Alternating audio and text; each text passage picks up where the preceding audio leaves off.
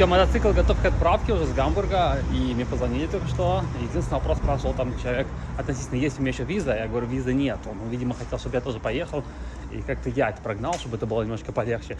Не, я не хочу, блин, не, если бы была виза, может быть, поехал. Может быть, даже это дешевле мне вышло, но опять же, относительно дешевле. Дорога туда, условно говоря, туда, постоять на границе сколько-то времени.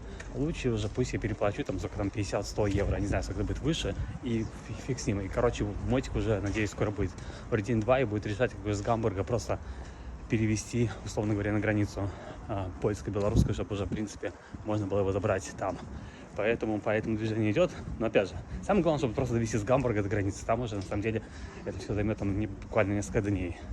Поэтому, может, на следующей неделе он у меня и будет. На самом деле, это самое идеальное было бы, чтобы день в начале следующей недели ко мне приехал. Для меня это было просто идеально. Чтобы мог бы растормозить числа, там вот, блин, там были праздники. Ну вот после 4-5 числа растормозить мог бы я его туда.